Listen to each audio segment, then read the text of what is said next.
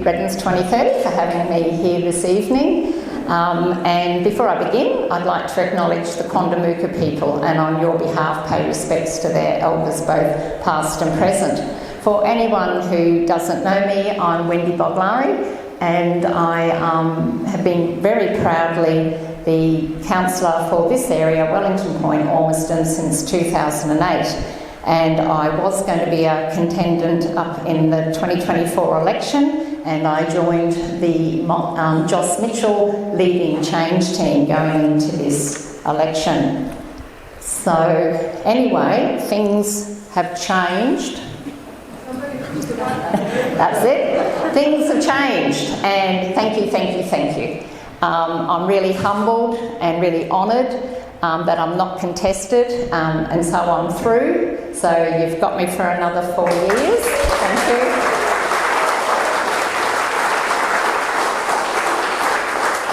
And I'm really also grateful because we've got Paul Bishop as well for another 4 years. That's pretty awesome. Paul and I caught up within an hour or so of finding out, and he said, "What do you want to go and do?" And honestly, I couldn't stop crying. I think it's the biggest compliment I've ever had in my life. And we went to Tanya's and we bought a chocolate eclair, and I ate the whole thing. So that was our big celebration. But we sat there and we chatted, and various councillors, we cop a little bit of retaliation for things in council, but the fact that both of us were in there for so long, this is my 5th rodeo, if I was going, and Paul's 4th, the fact that we were both uncontested filled us up, because that means that what we're doing is what the community wants, and that's all we want. Yes. We want to stand for you. So, would you like change? Oh, yes, please. Funnily enough, Steve, next one, I asked you that back in 2008. So your frustration is my frustration. My first term of council, we achieved. We did so much. We changed the policies, we did the local laws, we changed a 28 million deficit around, we did so much financial management. We did so much, but we held people accountable. So then the 2012 landslide came. It was like an avalanche for anyone that went through that, and only 3 of us were there that got through that, and I'm doing the Bradbury. I'm the one left standing. So to me, to be able to hold up those things that I wanted to do back in 2008, and to know that we're still fighting for them now, really makes me angry. What the 2 previous candidates said, good on you. You both impressed me with your talk, and I hope I do get to work with you. To actually have to read this again and ask us to stand for transparency and the accountability, ranging issues from safety to environment. That's today. We're still there. So change has to happen. So there are many concerns at the moment.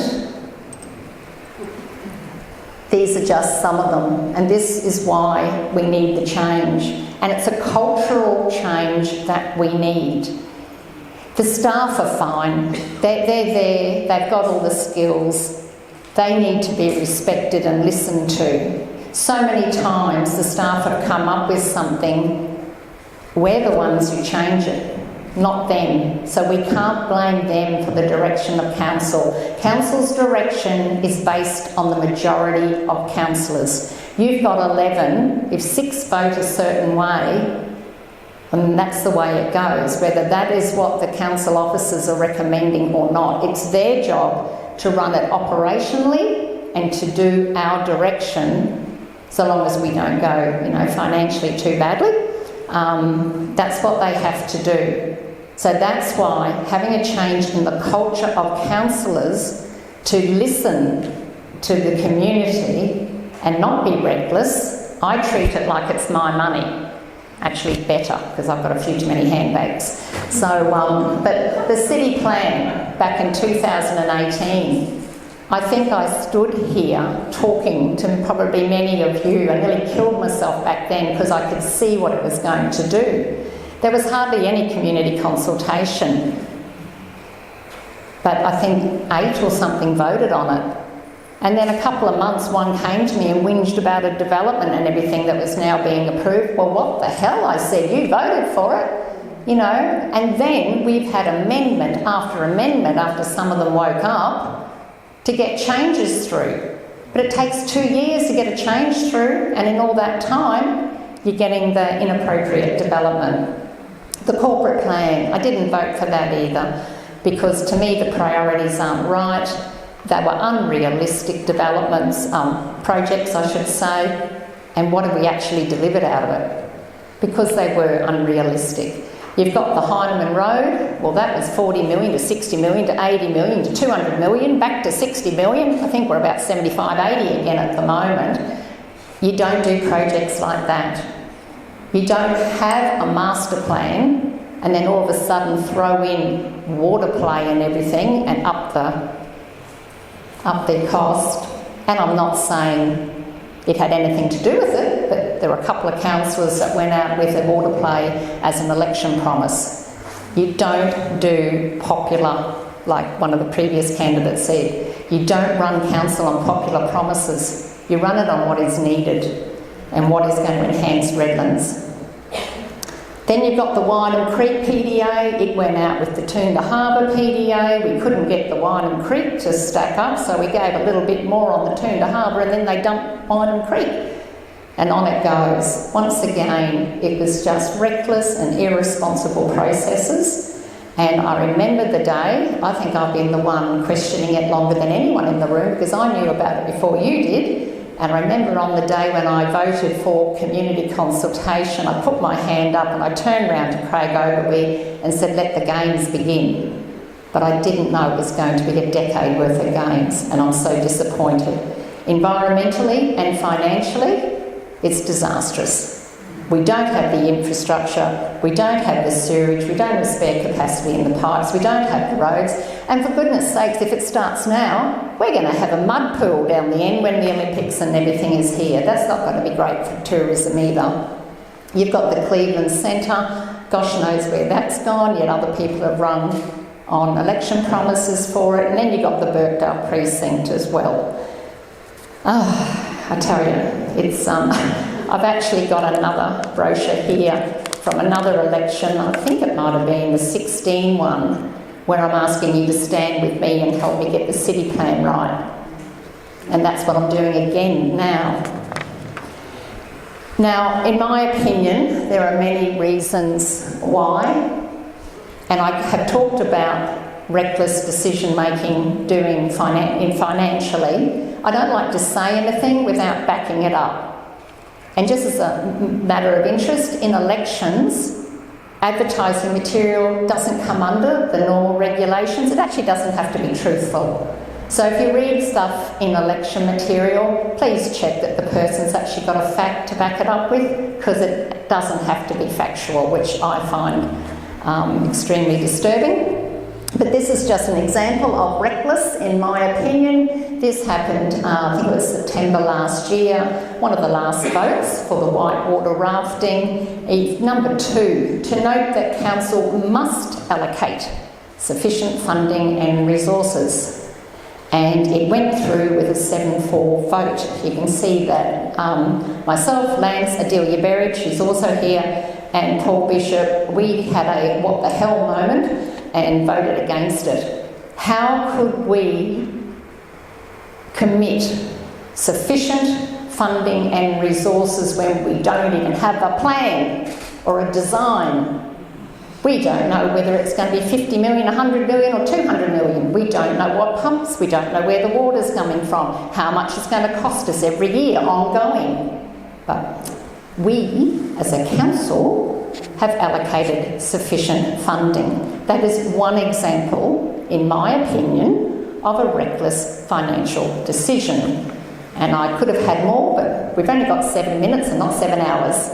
But there are a list, and I have it on my board to go through. So on the next slide, in my opinion, and I think a lot of people's opinion, Redlands does need a change in direction. We need to take the community on board. We need to value the community, because right now, as far as I'm concerned, we're standing on the edge of a cliff. There is so much at stake this term. You've got the SEQ regional plan, which has included Southern Thornlands. Southern Thornlands probably should have been the next one in line for development, but in 2012 to 2016 term, all we bothered about was pushing shoreline through.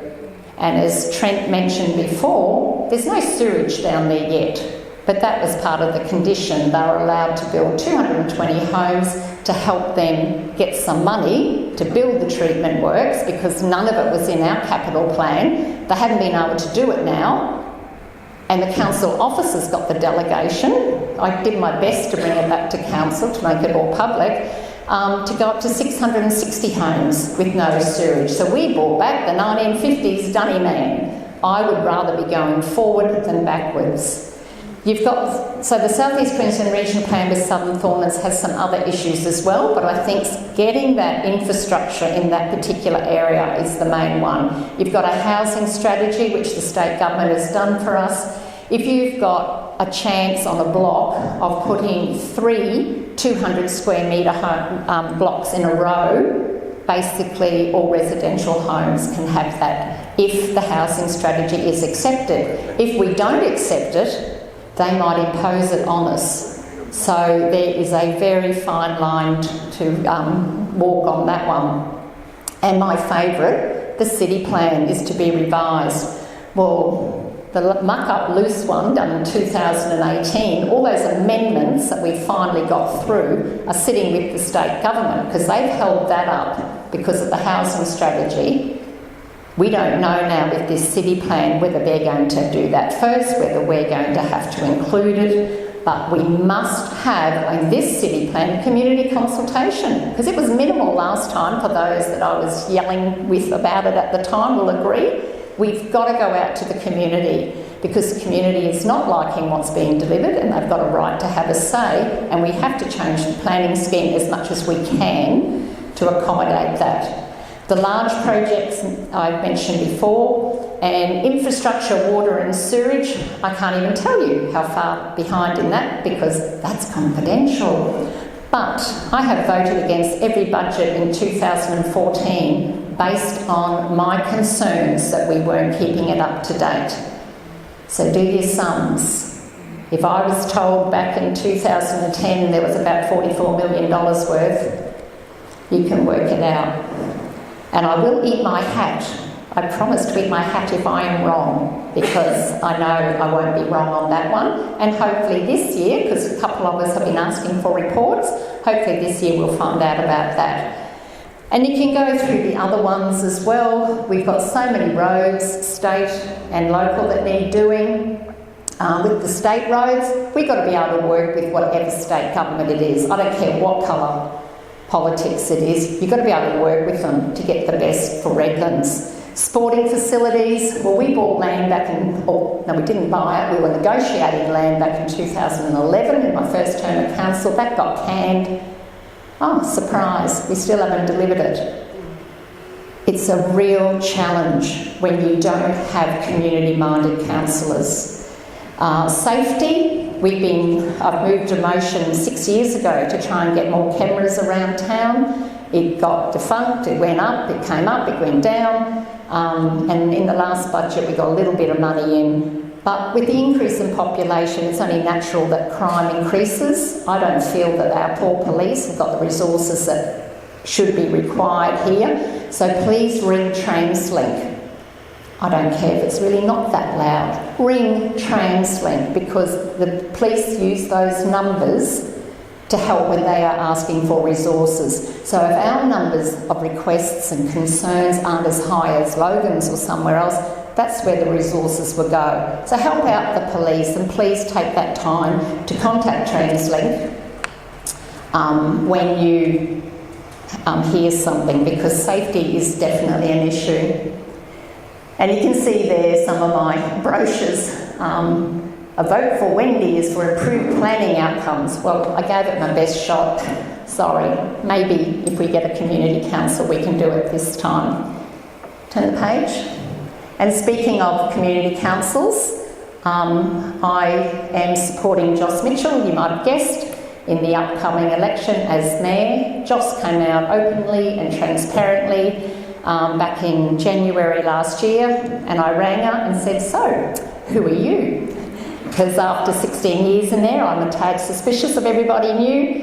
And as you can see, I've had a lot of fun getting to know Joss.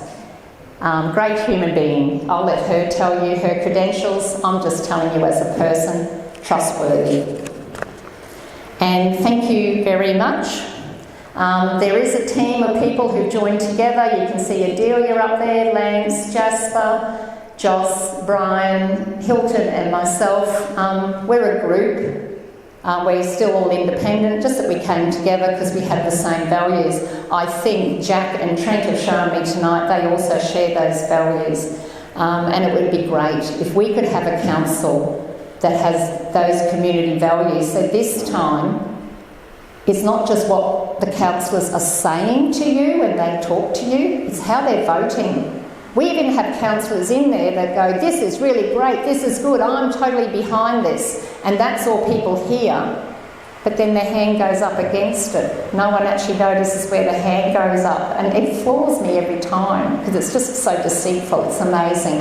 So I want the mouth to match the hand this time. It'll be really good.